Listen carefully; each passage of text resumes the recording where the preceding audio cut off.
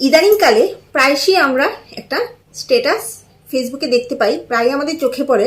সেটা হলো যে একটা চাকরিওয়ালা ছেলে একটা বেকার মেয়েকে বিয়ে করে, বাট কোনো চাকরিওয়ালা মেয়ে কোনোভাবেই নাকি একটা বেকার ছেলেকে বিয়ে করতে রাজি হয় না। কিন্তু আমি গ্যারান্টি দিয়ে বলছি, একটা চাকরিওয়ালা মেয়ে একটা বেকার ছেলেকে অবশ্যই বিয়ে করবে। কেন বিশ্বাস হচ্ছে না? আপনারা যদি বিশ্বাস না করেন তাহলে আমি কয়েকটা যুক্তিতর্ক দিয়ে বুঝিয়ে দিচ্ছি যে একটা চাকরিওয়ালা ছেলে যেমন একটা বেকার মেয়ের দায়িত্ব নেয়, তাকে বিয়ে করে তার সমস্ত দায়িত্ব পালন করে, ঠিক তেমনি একটা চাকরিওয়ালা মেয়েও একটা বেকার ছেলেকে একদম 100-200% বিয়ে করবে। মাত্র কয়েকটা গুণ যদি সেই ছেলেটা নিজের মধ্যে বিকশিত করে নিতে পারে, এই সামান্য কয়েকটা গুণ, তবে অনায়াসে একটা চাকরিওয়ালা পাত্রী একটা বেকার পাত্রকে বিয়ে করবে। ঠিক আছে, তো সেই কি কি গুণ একটা ছেলের মধ্যে বিকশিত করতে হবে সেগুলি বলছি। প্রথমেই ছেলেটাকে বিয়ে করে বউর সঙ্গে শ্বশুরবাড়ি চলে আসতে হবে। একটা মেয়ে যেমন, একটা বেকার মেয়ে যেমন বিয়ে করে, বেকার কেন, চাকরিওয়ালা মেয়েও বিয়ে করে যেমন শ্বশুরবাড়ি চলে যায়, ঠিক তেমনি একটা ছেলেকে বিয়ে করে তার শ্বশুরবাড়ি চলে আসতে হবে। এসে পুরো সংসারের দায়িত্ব নিজের কাঁধে তুলে নিতে হবে হাসি মুখে।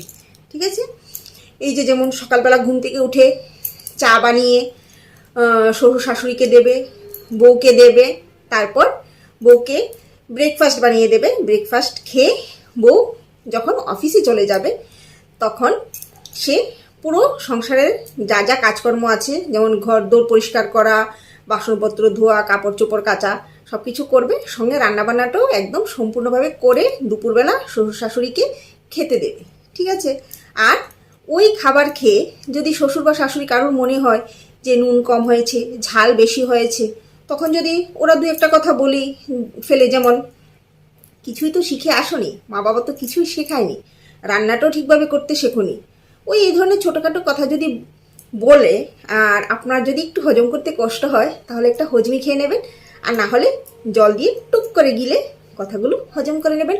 আর যদি সেটাও না হয় তাহলে বালিশে মুখ গুজে একটু সময় কেঁদে নেবেন।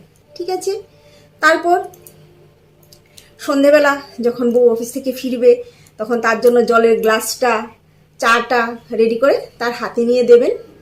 তখন ওর মুড ভালো হলে দু চারটে ভালো কথা বলবে, না হলে ওই যেরকম রাগান্বিত শুনিয়ে বলে যে চাটাও তো দিয়েছো, সারাদিনে এসে চাটা খাচ্ছি তাও ঠান্ডা, চাটাও তো ঠিক মতো বানাতে শেখোনি।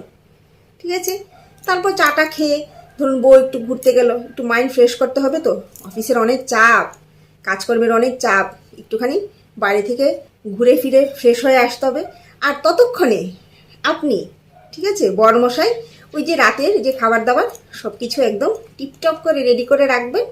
তারপর বউ আসলে পরে ওকে সঙ্গে নিয়ে খেতে বসবেন, খাবারটা সার্ভ করে দেবেন। আর তখন যদি বউয়ের মনে হয় যে খাবারটা ঠান্ডা হয়ে গেছে, খাবারটা ভালো হয়নি, তখন যদি ও বলে যে খাবারটাও তো ঠিকভাবে গরম গরম সার্ভ করতে পারো না, সারাদিন বাড়িতে করো কি, কী বা কাজ, বাড়িতে কটা কাজই করো, সারাদিন তো বাড়িতেই থাকো, আমি তো অফিসে গিয়ে এত খাটাখাটনি করি, তো ওই কথাগুলি একদম হাসি মুখে মেনে দুজনে মিলে রাত্রিবেলা গুড নাইট বলে শুয়ে থাকবেন। বুঝতে পারলেন? এই সামান্যতম গুণগুলি যদি একটা ছেলে নিজের মধ্যে বিকশিত করে ফেলতে পারে তাহলে একটা চাকরিওয়ালা মেয়ে অনায়াসে একটা বেকার পাত্রকে নিজের স্বামী হিসেবে গ্রহণ করে নিতে পারবে।